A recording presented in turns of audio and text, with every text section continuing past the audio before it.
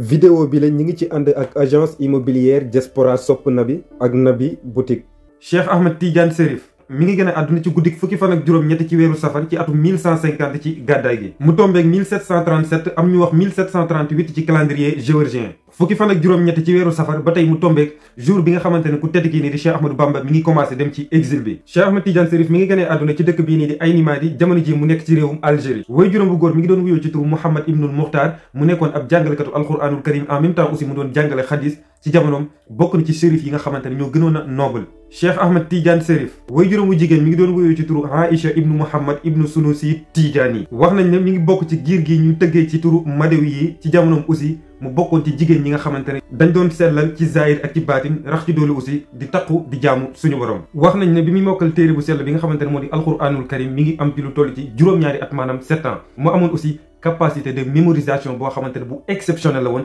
c'est-à-dire daf doon mokkal ci lu gaaw te lépp loo xamante ne mokkal na ko aussi c'est tellement difficile que mu fàtte ko. bi nga xamante ne wattu na téere bu sell bi nga xamante ne moo di alquranul karim ci juróom-ñaari at kese ci la commencé di yër téere xam-xam yi mu commencé di jàng xam-xam di yër téere yu bëree bëri aussi ci at yu néew mu dajale téere xam-xam yu bari mokkal ko. wax nañ ne bi muy am ci lu toll ci ñaar fukki at ak benn bépp téere xam-xam boo xamante ne góor yàlla waroon na koo wattu rek jëmm ju tedd diine Cheikh Ahmed Tidiane Chérif mokkaloon na ko. bépp téere boo xamante ne dafay wax ci diine l'islam moo xam ci wàllu xadis wala fiqh wala tasawuf wala yeneen téere fekkoon na Cheikh Ahmed Tidiane Chérif wattu ko mokkal ko am ci façon de compréhension boo xamante ne bu différent la woon que ñi nga xamante ne ñoom la bokkaloon jamono. mais nag wax nañ boobu noonu fekkoon na ñaari waajuram yi nekk ci àdduna bi di dund.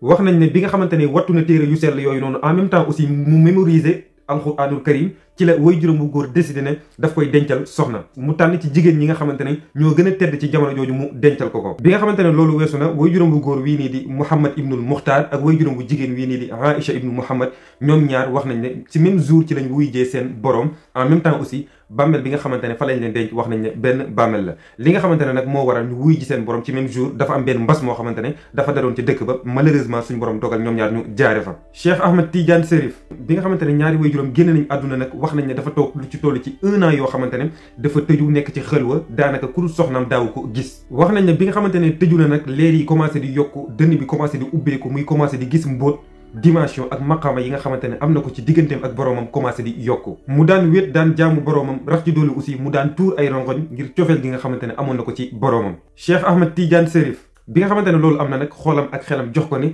da nga war a wut benn wasila c'est-à-dire benn sëriñ boo xamante ne mooy dox ci sa diggante yow ak sa borom c'est-à-dire ngir mu mën laa jokkale mën laa jàllale nga yegg ci sunu borom. loolu moo waral mu takku laxasaay ne dafay seeti góor yàlla yi c'est-à-dire ñi nga xamante ne liggéeyal nañ seen borom ba am ngërëmu seen borom. bi nga xamante ne loolu am na nag daanaka mën naa ne ab problème amoon na problème bi moo nekkoon lan muy bugg fa woon a bàyyi soxnaam c'est-à-dire bugg woon a bàyyi soxnaam ci kër gi te ay waajuram nekkuñu fa woon daf doon ragal wéetaay woowu doon ko sonal. beneen bi ci topp aussi xam na coono bi nga xamante ne moo nekk ci voyage buggul aussi ànd ak soxnaam coono yooyu aussi mu dund ko solution bi nga xamante ne moom la mujj jël nag mooy dafa mujj jéggal soxna si.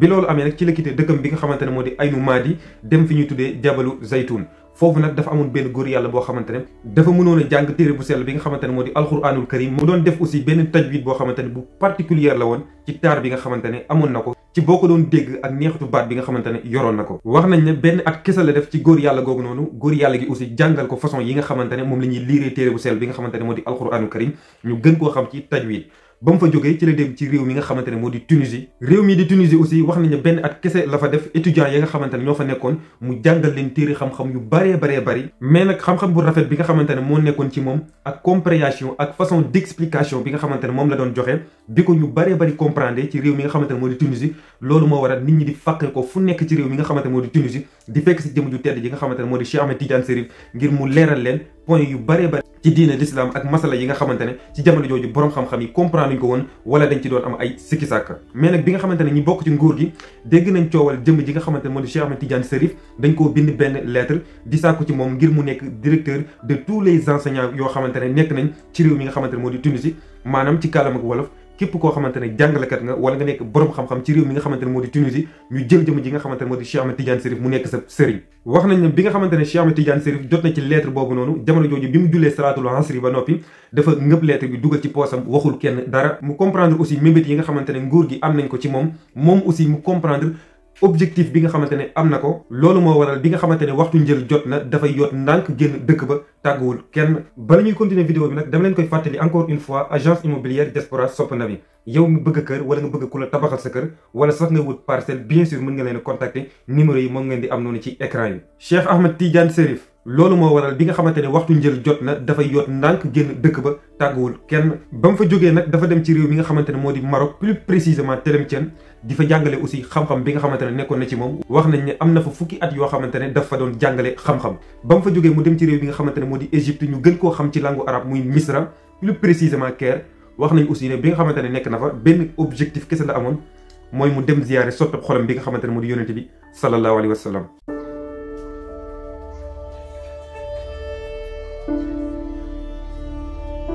bi mu nekkee ci réew mi nga xamante ne moo di Égypte nag mi ngi nekkoon ci kàngam bi doon wuyoo ci turu Cheikh Mohammed Al Kurdi bi nga xamante ne nekk na ñoom ñaar nag wax nañ ne dañ doon caxante lu baree bari ci xam-xam en même temps aussi ñu doon changer daan waxtaan aussi. waxtaan bi yëpp nag daf doon tënku ci xam-xam ak masala yi nga xamante ne ci jamono jooju lenn ci nit ñi dañ ci doon am ay sikki sàkk mais nag seen waxtaan woowu noonu yemutoon ci ñoom ñaar kese parce que dañ ko doon bind c'est-à-dire masala yi nga xamante ne dañ ci doon caxante ñoom ñaar dañ ko doon bind mu nekkaat aussi benn source boo xamante ne ba ci jamono ji nit ñu bari dañ ciy sukkandiku ngir comprendre lu baree bari ci suñu wàllu diine. bi nga xamante ne nag def na jamono bu yàgg ci dëkk bi nga xamante ne moo di Caire finalement nag dafa décider ngir dem fi nga xamante ne moo di makkatal mukarrama aji màkkam en même temps aussi mu ziyaare sopp xolam bi nga xamante ne moo di yonente bi sallallahu alayhi wa sallam.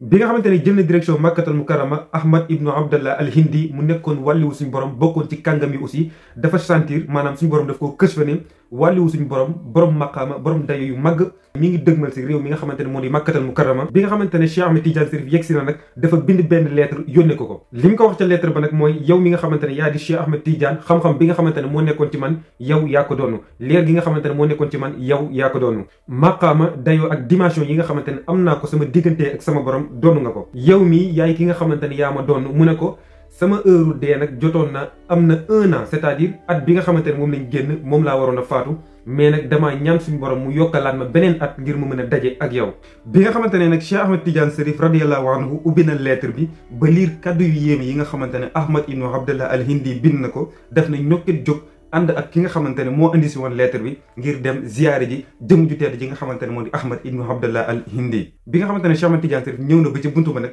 yéeglu ngir gis jëm ju tedd ji nga xamante ne moo di Ahmad ibnu Abdallah al Hindi wax nañ ne Ahmad ibnu Abdallah al Hindi daf ko gàntal. li nga xamante ne moo ko waral nag mooy daf koo wax ne jour yi nga xamante ne moo ma fi dese ci àdduna waruma gisante ak kenn li ma war rek mooy ma beru ci sama néeg bi di jaamu sama borom. bi nga xamante ne wax na ko loolu ba noppi nag bàyyiwu ko ak i loxo kese daf koo ne mën nga dem ci dëkk bu sell bi nga xamante ne moo di Madinatul Munawwara am na benn xutbu mu nekk kàngam muy wóyu ci turu Cheikh Abdul Karim As-Siman demal nga ziyaare ko. bi nga xamante ne wax na ko loolu ba noppi nag Ahmad ibnu Abdallah al Hindi dafa yëkkati téere yi nga xamante ne yoroon na ko mu nekk téere xam-xam ak téere yoo xamante ne ay secret moo ci nekk mu jox ko jëmu ju tedd ji nga xamante ne moo di Cheikh Ahmed Tidiane Chérif. yemul ci loolu aussi wax nañ ne dafa yëkkati doomam bu góor aussi jox ko ne ko maa ngi sàkku ci yow sama doom bi nga def ci moom xam-xam en même temps aussi nga def ci moom leer. bi nga xamante ne loolu lépp weesu na Ahmad ibnu Abdallah al Hindi ñi ngi wuy ji boromam ci fukki fan ci weeru Zul Hajj mu tombé exactement ci at bi nga xamante ne moom la Cheikh Ahmed Tidiane Chérif doon def aji Makka.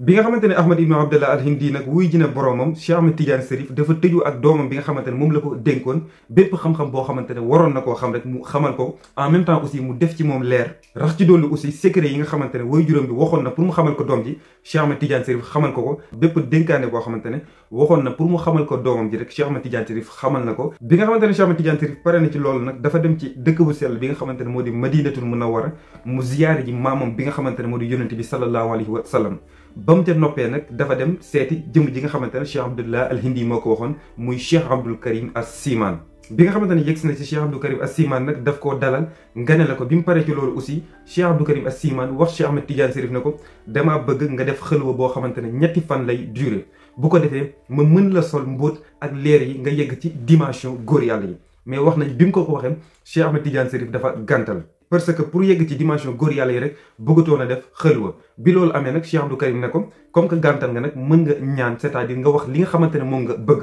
li nga xamante ne moom la ko Cheikh Ahmed Tidiane Chérif tontu mooy damaa bëgg a gis sama maam bi nga xamante ne moo di yonent bi sallallahu alayhi wa sallam bu ma koy gis nag du ma ko gis ci gént mais dama koy gis jëhran moom ci jëmi boppam face à face en chair et en os.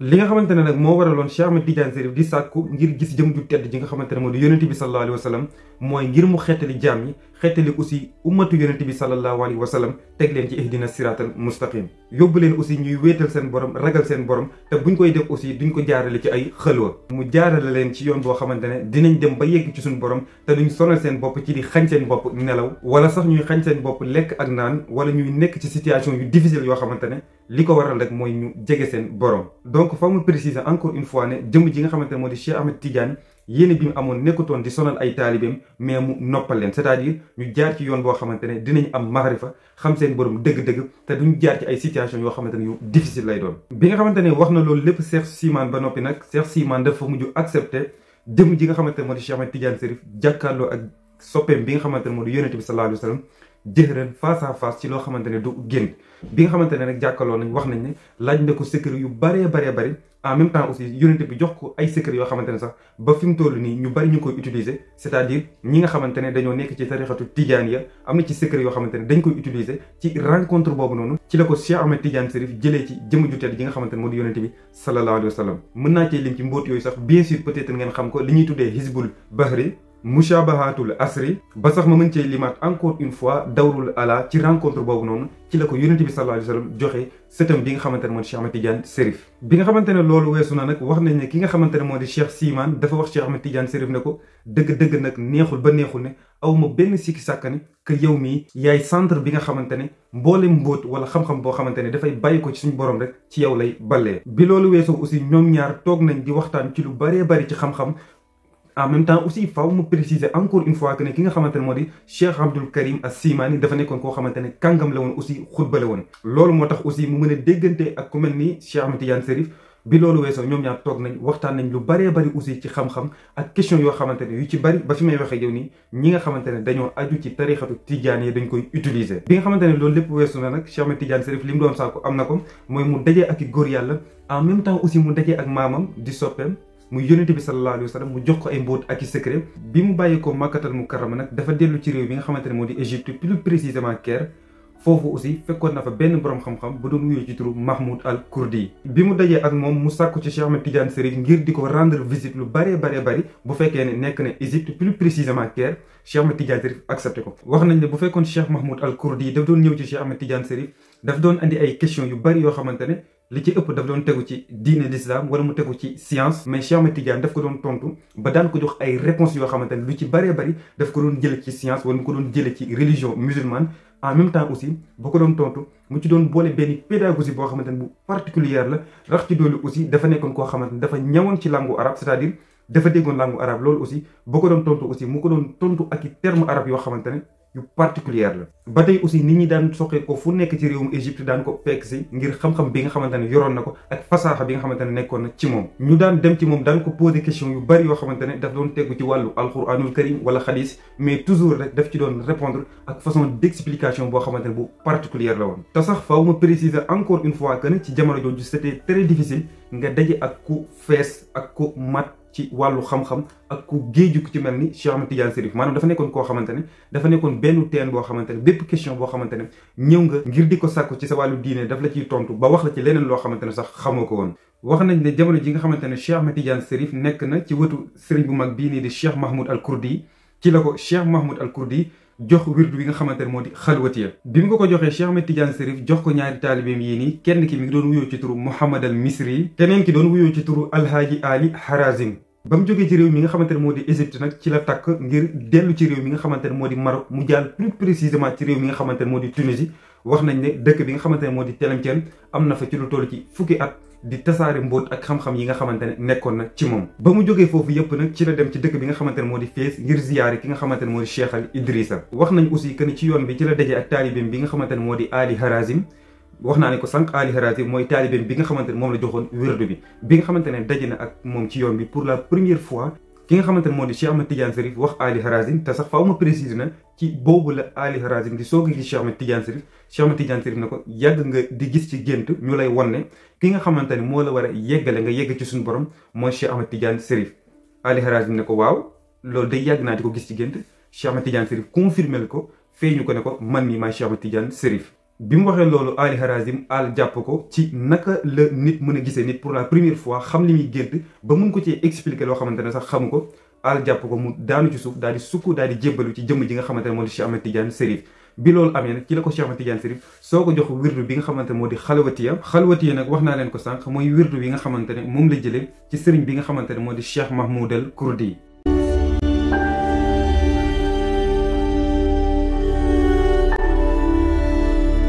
bi mu defee ziyaareem ba noppi nag ci la dellu ci dëkk bi nga xamante ne moo di Télémtien mais nag faaw ma préciser ne bi muy dellu ci dëkk bi nii di Télémtien waxul waa Fès que ne dafa bëgg a dellu si ngir dëkk fa donte ne aussi dëkk ba neexoon na ko donte ne aussi amoon na cofeel ci dëkk bi nga xamante ne moo di Fès mais nag waxutoon waa Fès que ne dinaa fa dellu si ngir dëkk si fa bi nga xamante ne dellu na Télémtien nag ci la dem ci màkkaan bi ñuy tuddee Baladul Abyad foofu nag dafa doon ziyaare bàmmeelu benn góor yàlla bu doon wéy ci turu Cheikh Abdou Khadir al Maghribi wax nañ ne ci màkkaan boobu noonu def na fa juróomi at yoo xamante ne lim fa doon def rek moo di jàngal alquranu karim en même temps aussi mu doon tarbiya daan defar ay doomi aadama bi nga xamante ne jóge na fa nag ci la dem ci dëkk bi wuyoo ci turu Chalala def na fa temps bu gàtt ba mu fa jógee nag ci la dem ziyaare benn xutba ba doon wuyoo ci turu Abi Shamgon wax nañ ne ci xutba boobu noonu Cheikh Ahmed Tidiane Chérif def na fa ci lu toll ci 17 ans maanaam fukki at ak juróom-ñaar lam fa nekkee woon nag mooy toujours rek di jàngal alquranu karim en même temps aussi mu doon yar daan tarbiya bi nga xamante ne nekk na ci Abi Shamgon nag ci atum 1196 jàpp leen ko bu baax a baax 1196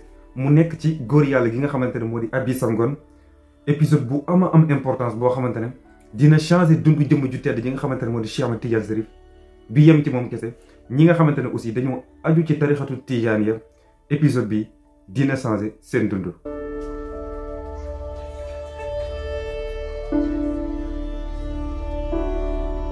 ci atu 1196 ci atu gàddaay gi jëmm ju tedd ji ni di Cheikh Ahmed Tidiane Chérif leer gu fës bu am doole def ko dikkal garaat yi nga xamante ne am na ko muy yokku mbóot yi nga xamante ne daan na ko gis muy commencé di multiplier wu dimension yi nga xamante ne toll na ci digganteem ak boromam mu commencé di yokk muy gis loo xamante ne lu incroyable la leer gu fës nag dikkal ko leer googu nag faaw ma préciser ne bu fekkoon ne góor yàlla yi dañ doon daje ak yonent bi sallallahu alayhi wa sallam leer googu moo leen doon dikkal mu nekk leer goo xamante ne wax nañ ne mënoon na lakk ay taax waxuma lay taax sax mais mënoon na lakk sax doomu aadama bi nga xamante ne gis na lu yéeme loolu lépp nag yonent bi sallallahu alayhi wa sallam moo ko feeñu ne ko yow Cheikh Tidiane yaay sama doom ci lu dëggu yow Cheikh Tidiane yaay sama doom ci lu dëggu yow Cheikh Tidiane yaay sama doom ci lu dëggu wax nañ ne 3 fois la ko répété bi loolu weesoo aussi yonent bi ne ko bépp sëriñ boo xamante ne da nga ko doon topp rek bàyyi ko bépp wérdo boo xamante ne aussi da nga ko doon def bàyyi ko bés ni ki tey man yonent bi sallallahu alayhi wa sallam maay sa sëriñ ci moment boobu nag ci la ko joxee wérdu wu siiw bi nga xamante ne ñi aju ci tarixatu tijaaniya moom la ñuy wérd muy téeméeri astaghfirullah ak téeméeri salaatul fatiha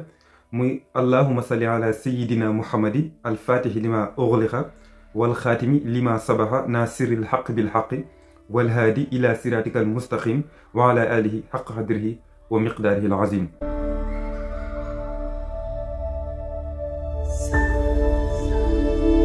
yonent bi sallallahu alayhi wa sallam jox ko wirdu bi ne ko jëlal lii moo gën foofu li nga xamante ne moom nga doon def yemul ci loolu aussi yonent bi sallallahu alayhi wa sallam wax Cheikh Ahmed Tidiane Chérif ne ko képp koo xamante ne jëlee na ci yow wirdu tijaaniya mooy wirdu bi nga xamante ne moom laa leen wax bien sûr mu ne ko moom ci boppam dafay dugg àjjana ñaari waajuram dañuy dugg àjjana soxnaam dafay dugg àjjana ay doomam dañuy dugg àjjana maamam aussi dafay dugg àjjana mu préciser ko encore une fois que ne dinañ dugg àjjana te kenn du leen juger kenn du leen aussi mbugal lam ca teg nag daanaka moo gën a neex mooy def ko ne ñoom ci boppam man yonent bi sallallahu alayhi wa sallam man la ñuy bokkal dëkk àjjana yonent bi ne ko yow yaay ramu képp koo xamante ne aju na ci yow jëlal yoon bi nga xamante ne moom laa la tànnal man sa maam may yonent bi sallallahu alayhi wa sallam boo ci jaaree de di nga yegg ci dimension yi nga xamante ne foofu la góor yàlla yi di yegg ci moment boobu nag ci la Cheikh Ahmed Tidiane Chérif branché wu ci maamam bi nga xamante ne moo di yonent bi sallallahu alayhi wa sallam directement aussi mu yegg aussi ci dimension yi nga xamante ne foofu la chérif di yegg mu nekk chérif ci yonent bi sallallahu alayhi wa sallam mu nekk daje boo xamante ne nag mën naa koo simplifier wax ne Muhammad ak Muhammad rek ñoo daje ci dimension boo xamante ne nag mbóot yi nga xamante ne moo ko tëj ñoom rek ñoo ko xam. waaye sax est-ce que mënuñoo préciser ne ñaari Muhammad yi sax mosuñoo tàggali ko, dañoo nekk ñaar ñoo xamante ne sax benn jëmm la. mu nekk daje boo xamante ne nag ci la Cheikh Ahmed Tidiane Chérif yéegee ci maqaama ak dimension yi nga xamante ne foofu la góor yàlla yi wàlli yu ak xutba yi daan yegg. mën naa wax aussi dans tous les domaines Cheikh Ahmed Tidiane di cee amoon ak ubbeeku ci jamono jooju noonu mënoon naa ko jox tur bii di universel. bi loolu amee aussi nit ñi di fàqee ko fu nekk di ko fekk si, di fàqee ko ci wàllu wu nekk ci àdduna bi, ci dëkk yu nekk, ci gox yu nekk, di fekk si jëmm ji nga xamante ne moom Cheikh Ahmed Tidiane Chérif. di ko fekk si ngir tànk ci leer gi nga xamante ne jafe woon na lool ci jamono jooju ñu gis ko ci góor yàlla yi. leer googu nag mi ngi ko jëlee bien sûr ci maama bi nga xamante ne moo di yonente bi sallallahu alayhi wa sallam. bi loolu lépp weesoo nag ñeenti at kese lañ ci teg, c'est-à-dire ci atu 1200 ci gàddaay gi ci la jot ci yonente bi sallallahu alayhi wa sallam téeméeri laa ilaha illallah mu nekk li nga xamante ne mooy mottali laazim bi. maanaam mooy li nga xamante ne mooy mottali bien sûr wirdu bi, ñu gën koo xam ci taxaali tajalli. bu fekkee taxaali nag li muy tekki rek mooy téeméeri astaghfirullah yi nga xamante ne boo ko defee daf lay setal ci bàkkaar ak taq-taq yi nga xamante ne nekk na ci yow. bu fekkee taxaali nag mooy leer ak mbóot yi nga xamante ne dina solu ci yow mu jaare ci salaatul fatiha bi nga xamante ne da nga koy def. bu fekkee tajalli nag li muy tekki mooy 3 dimensions islamiques yi nga xamante ne da nga fay yegg. bi ci njëkk mooy iman, islam ak ihsan. li nga xamante ne moo la fay yeggale nag mooy laa ilaha illallah bi nga xamante ne da nga koy wéradu. ñetti étapes yi nga xamante ne moom laa la wax nag moo ëmb laazim bi nga xamante ne moo nekk ci tarixatu tijaaniya. mais nag ci même année, c'est-à-dire ci atu 1200 ci la góor yàlla gii nii di Cheikh Abdul Karim As-Simani mu nekkoon bien sûr Madinatu Munawwara wuy ji boromam. fii nag faaw mu préciser encore une fois que ni dimension yi nga xamante ne Cheikh Abdul Karim As-Simani dafa tolloon dafa nekk dimension yoo xamante ne bu fekkee yaa ngi dund doo fa wàcc fekk génnoo àdduna. bi nga xamante ne génn àdduna nag dimension yi nga xamante ne foofu la Cheikh Abdul Karim As-Simani nekkoon muy dimension xutbiya, suñ borom dafa dugal ki nga xamante ne moo di Cheikh Ahmed Tidiane Chérif mu yéegal ko ci dimension yi nga xamante ne foofu la góor yàlla bi nekkoon muy Cheikh Abdul Karim As-Simani. dans ce cas nag ki nga xamante ne moo di géeju géej yi nekk leeru leer yi nekk mbóotu mbóot yi mooy jëm ju tedd ji nga xamante ne moo di Cheikh Ahmed Tidiane Chérif.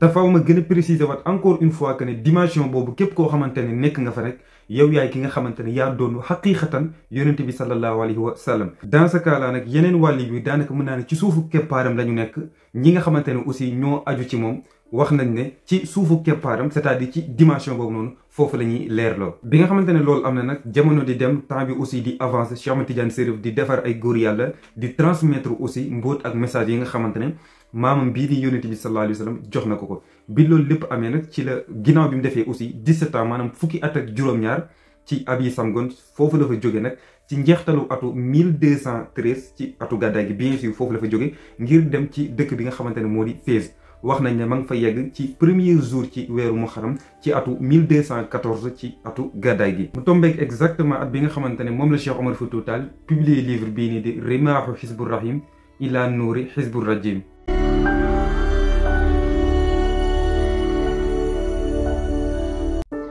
ci moment boobu nag ci la Cheikh Ahmed Tidiane Chérif yegg ci dimension bi nga xamante ne moo di xatmul wilaayaat yi. wax nañ ne mi ngi fa yegg ci moment bi nga xamante ne mi ngi dugg si ci dëkk bi nga xamante ne moo di Fès. ci guddi fukki fan ak ñaar ci weeru xaram ci atu 1214 ci gàddaay gi bi nga xamante ne minuit jot na ba tegal fanweeri minute muy minuit 30 wax nañ bien sûr que ne ci la suñu borom dogal ne jëm ji nga xamante ne moo di Cheikh Ahmed Tidiane Chérif ci dëgg-dëgg xaqiiqatan bila shakkin mooy ki nga xamante ne moo doon yonente bi sallallahu alayhi wa sallam moo ko représenté aussi ci kaw suuf. ci moment boobu nag xam-xamam di yokku daanaka mën naa ne ci wàllu wu nekk rek suñu borom daf ko caa jox secret jox ko fa xam-xam jox ko fa mbóot yoo xamante ne rek yu particulière la. encore une fois dimension yi di yéeg ba le 18 safar ci atum 1214 ci gàddaay gi ci la Cheikh Ahmed Tidiane Chérif jot dimension katmiya. dimension katmiya nag wax nañ ne dafa nekk dimension boo xamante ne ay mbóot ak i secret moo ci nekk ba kenn mën koo expliquer. parce que baatu katm li nga xamante ne loolu la signifié mooy loo xamante ne dañ koo nëbb, c'est-à-dire loo xamante ne dañ koo denc mu nekk ay mbuut ak i secret yoo xamante ne moom moo ko xam digganteem ak boroomam. pour ma gën koo simplifier nag dafa nekk benn maqaama nekk benn station boo xamante ne xalima lottu na ci ngir bind ko, làmmiñ aussi lottu na ngir expliquer ko dimension ak mbóot ak secret yi nga xamante ne ñoo nekk ci maqaama boobu. parce que bu ñu demee ci téere bii doon diguyoo ci turu Muniyaatul Murid góor yàlla gii nii di Ibnu Baba al Alawi bind ko fa te téere ba ma nga fay wax naan ma ngay wax te téere ba naan ginnaaw bi nga xamante ne weer ak i fan jàll na jëm ji nga xamante ne moo di Cheikh Ahmed Tidiane Chérif dañ ko yéegal ci maqaama boo xamante ne ku dul moom ak yonent bi sallallahu alayhi wa sallam xamuñu ko te maqaama boobu noonu nekk na dimension boo xamante ne amul lu ko féete kaw. Cheikh Ahmed Tidiane Chérif nag mën naa wax ne yoon bi nga xamante ne moom la ko yonent bi sallallahu alayhi wa sallam tànnal pratiqué na ko ci lu toll ci 34 ans parce que moom bu ñu boolee at yi nga xamante ne moom la dund yëpp 80 ans la bi nga xamante ne mi ngi am ci lu toll ci 46 ans ci la ko yonent bi feeñu jox ko yoon bi nga xamante ne moo di tarixa bi bien sûr. donc boo jëlee 46 nga yokk ci 34 li mu lay jox mooy 80 ans yi nga xamante ne moom la dund ci kaw suuf. nan la Cheikh Ahmed Tidiane Chérif meloon. Cheikh Ahmed Tidiane Chérif nag waxoon nañ ne ci bindin dafa nekkoon koo xamante ne ku taaru la woon bu fekkee deru yaram bi nag dafa xeesoon maanaam dafa xeesoon lool rax ci doole aussi nekkutoon ku njool lool nekkutoon aussi ku gàtt lool mais dafa diggu doomu woon. nekkutoon ku sewoon ruuj nekkutoon koo xamante ne aussi dafa rëyoon ba ni pëtëx mais dafa diggu doomu woon. wax nañ aussi ne kàllaamam dafa leeroon c'est-à-dire dafa amoon fasaaxa rax ci doole aussi mu amoon rëy ju neex. en même temps aussi bu fekkoon daf doon wax loo xamante ne dafay am njariñ bu loolu weesoo daf daan noppi. bu fekkoon daf doon dox aussi daawul parax non mais dafa doon dox ànd ak yar ànd aussi ak teggin bu fekkoon aussi daf doon dem fenn dafay fekk rek yitte moo koy yëkkati mais bu fekkee ne du yitte da ko doon gënal mu toog soit muy jàng alxuraan wala muy wéetal boroomam. mu nekkoon koo xamante ne aussi dafa nekkoon nit ku am personnalité c'est-à-dire boo ko gisee rek automatiquement da nga koy respecté rax ci doolu aussi bu fekkoon daf doon yëngatu lu ci ëpp daf doon yëngatu ci loo xamante ne daf koy amal njariñ soit aussi muy sàkku xam-xam. wax nañ aussi ne bu fekkoon bëgg na dara wala mu mébét dara loolu nga xamante ne bëgg na ko wala li nga xamante ne mébét na ko du bàyyi fekk amu ko c'est-à-dire dafa nekkoon nit koo xamante ne bu fekkee am na objectif ba fixé ko fekk objectif boobu atteindre ko rek du bàyyi te lépp loo xamante ne aussi commencé na ko dina ko yeggali ba mu jeex. bu ñu jëlee ci jëmm ji nga xamante ne moo di Seydi Ali Al Harazim wax na ne bokk na ci sama ay jikko du ma dellu ginnaaw benn yoon lépp loo xamante ne commencé naa ko rek dinaa ko yeggali ba mu jeex. dans ce cas là nag ñu yegg si ci moment boo xamante ne mën naa ni mu gën a triste ci histoire bi jëmm ji ni Cheikh Ahmed Tidiane Chérif ginnaaw bi mu yeggalee mission bi nga xamante ne moom la ko maamam bu tedd bi nga xamante ne moo di yonent bi sallallahu alayhi wa sallam dénkoon ko maintenant nag il est le moment mu dem wuy ji boromam en même temps aussi mu war a daje ak soppeem bi nga xamante ne moo di yonent bi sallallahu alayhi wa sallam.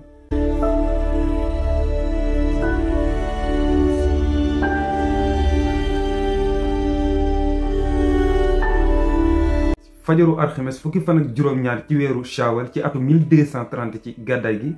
jëm ju tedd ji nga xamante ne moo di Cheikh Ahmed Tidiane Chérif dafa laaj kenn ci taalibe bi ngir mu jox ko ndox pour mu naan. bi nga xamante ne jox na ko ndox ba mu naan ba noppi dafa yëkkati loxo ndeyjoor bi daal di ko njegenaayoo foofu la jaar wuy ji boroomam bi nga xamante ne génn na àdduna aussi ñi ngi ko denc ci jumaam ji nga xamante ne moo nekk ci Maroc plus précisément Fès mu nekk makkaan boo xamante ne ñu bari ci ñun xam nañ ko ñu bari aussi dañ fay dem di ko ziyaare. Cheikh Ahmed Tidiane Chérif wuy ji boroomam nekk jëmm joo xamante ne dafa defar humanité waxuma la moom ci boppam mais da ngay ñëw réew mi ci mel ni Sénégal góor yàlla yi nga xamante ne defar na leen xoolal ku ci mel ni Cheikh Omar Foutiyou Tall xoolal ku ci mel ni Seydi Hadji Malick Sy xoolal ku ci mel ni Cheikh Abdoulahi wala boog Cheikh Ibrahima Niass ñu nekk ay góor yàlla yoo xamante ne kenn ku nekk ci ñoom rek mën naa defar àdduna donc seen sëriñ bii nii di Cheikh Ahmed Tidiane Chérif lan la woon. bi nga xamante ne wuy ji na boroomam nag bàyyi woon na fi ñaari doom yu góor donte ne aussi jot naa am yeneen doom yu jigéen mais ñi ëpp ci ñoom dañ ko jiitu kenn ki mi ngi doon wuyoo ci turu Mouhamad Al Kabir kenn ki mi ngi doon wuyoo ci turu Mouhamad Al Habib bien sûr. boo demee ci tasawadu sixaar Sëriñ Tuubaa ma ngi fay wax naan li mu yonent yi fa xaqadun la mu tolloo ak 124000 Cheikh Ahmed Tidiane Chérif bi mu wuy ji boroomam bàyyi na fi ci ay taalibe ci lu toll ci 124000 taalibe.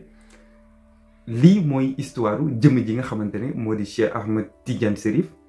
mu bokk ci nit ñi nga xamante ne multidimensionnel la ci wàll yépp nag di ñaan suñu borom mu taas ñu aussi ci barkeem. bu fekkee aussi gan nga maa ngi lay invité nga abonné ci canal bi di la wax aussi dafa nekk canal boo xamante ne li ko tax a jóg rek mooy xam-xam mais toujours dafay tegu ci éducation toujours aussi dafay tegu ci ay adab. bu fekkee aussi yàgg nga di ma suivre maa ngi feddali sama cofeel jëmale ko ci yow. lépp loo xamante ni yëkkati nañ ko ci ay kàddu nag mu nekk ay njuumte ñi ngi ko jéggalu doomu aadama moom matul benn yoon lépp loo xamante ne aussi mat na duñu ci dara li yonent yàlla Yuusuf waxoon rek wala amliku min indi nafsi shay'an waaye nag wala xad ahsanat ilayya rabbi. yéen ñi doon laajte gamme de haute qualité ay produits de classe ay produits de marque ay produits de dernière génération yéen ñi doon wër produit aloe vera yu baax yi disponible na ci Nabi Boutique bépp façon crème de aloe vera moo xam Mind Master liquide extrême wala sax Vita active bàyyiwul dara yéen ñiy jàmbat problème mu ndigg wala yax yuy ruux wala sax léeg-léeg sa wee di teggeeku contactel Nabi Boutique. même su fekkee da nga bëgg a perte poids jarul ngay régime contactel Nabi Boutique mu jox la ci aloe vera yu baax yi. da nga bëgg a am teint bu rafet ba ku la gis sopp la contactel Nabi Boutique. numéro de téléphone 0039 375 735 34 51 ma baamtu ko 0039 375 735 34 51 moo xam yaa ngi Europe wala yaa ngi Sénégal bul hésiter contactel Nabi Boutique. avec Nabi Boutique aajo yëpp ay faju ak gamme produit yu baax yi.